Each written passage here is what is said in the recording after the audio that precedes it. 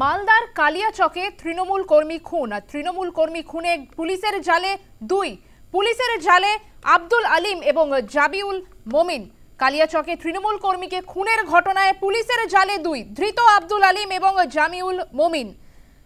Bengal STF ও তেলেঙ্গানা পুলিশের যৌথ অভিযানে পুলিশের জালে দুই। মালদার কালিয়াচকে তৃণমূল কর্মীকে খুনের ঘটনায় গ্রেফতার করা হয়েছে দুই অভিযুক্তকে। ধৃত আব্দুল আলিম এবং জাবিউল মমিন গ্রেফতার করে এসটিএফ ও তেলেঙ্গানা পুলিশ। কালিয়াচকে তৃণমূল কর্মী খুন আর সেই ঘটনায় পুলিশের জালে দুই। ধৃত আব্দুল আলিম এবং জাবিউল মমিন। হায়দ্রাবাদ থেকে গ্রেফতার করা হয় ধৃতদের। গ্রেফতার করে এসটিএফ ও তেলেঙ্গানা পুলিশ।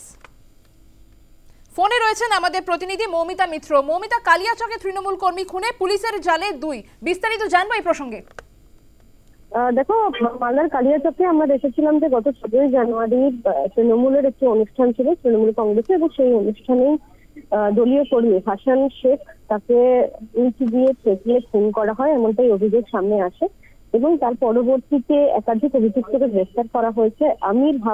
আমির হামজা নামে এক ব্যক্তিকে গ্রেফতার করা হয় এবং তারপরে মোহাম্মদ রেয়াউল নামে এক ব্যক্তিকে গ্রেফতার করা হয়।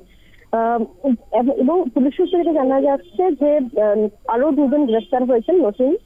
কলকাতা পুলিশের এসটিএফ এবং তেলেঙ্গানা পুলিশের সহায়তায় হায়দ্রাবাদ থেকে এই দুজনকে গ্রেফতার করা হয়েছে। ধৃতদের নাম আব্দুল আলিম এবং জাবিউল মমিন। সব মিলিয়ে এই হাসান শেখ খুনের ধৃতের সংখ্যা এখনো পর্যন্ত 5 জন। এবং পুলিশ সূত্রে জানা যাচ্ছে যে বিগত 10 দিন ধরে এই ধৃতরা তারা নিজেদের পরিচয় গোপন রেখে একাধিক জায়গায় গা ঢাকা দিয়েছিল। এবং তদন্তকারীরা গোপন সূত্রে খবর পান যে হায়দ্রাবাদে তারা গা ঢাকা দিয়েছেন। তারপরে তেলেঙ্গানা পুলিশের সঙ্গে যোগাযোগ করা হয়, কলকাতা পুলিশের এসটিএফ তারা যোগাযোগ করে। তারপরে হায়দ্রাবাদে তাদের এই ডেরায় হানা দিয়ে আব্দুল আলিম এবং জাবিউল মমিন এই দুজনকে গ্রেফতার করা হয়েছে। তদন্তকারীরা যেটা দাবি করছেন যে খুনের ঘটনার যে সিসিটিভি ফুটেজ ইতিমধ্যে পুলিশের হাতে এসেছে, সেই ফুটেজে দেখা যাচ্ছে যে তৃণমূল কর্মী হাসান শেখকে একেবারে ইট দিয়ে আঘাত করতে দেখা যাচ্ছে এই ধৃত অভিযুক্ত আব্দুল আলিমকে। অর্থাৎ কোথাও গিয়ে তাকে যে ইট দিয়ে আঘাত করে খুন করা হয়েছে সেটা কার্যত স্পষ্ট বলা যেতে পারে। এবং এখনো পর্যন্ত এই তৃণমূল কর্মী হাসান শেখ খুনের ঘটনায় 5 জনকে পুলিশ গ্রেফতার করতে পেরেছে এবং আরো কাউকে জড়িত রয়েছেন কিনা সেই বিষয়টা ইতিমধ্যে পুলিশের তরফ থেকে খতিয়ে দেখা হচ্ছে। ধন্যবাদ মৌমিতা। আমাদের সঙ্গে ছিলেন প্রতিনিধি মৌমিতা মিত্র।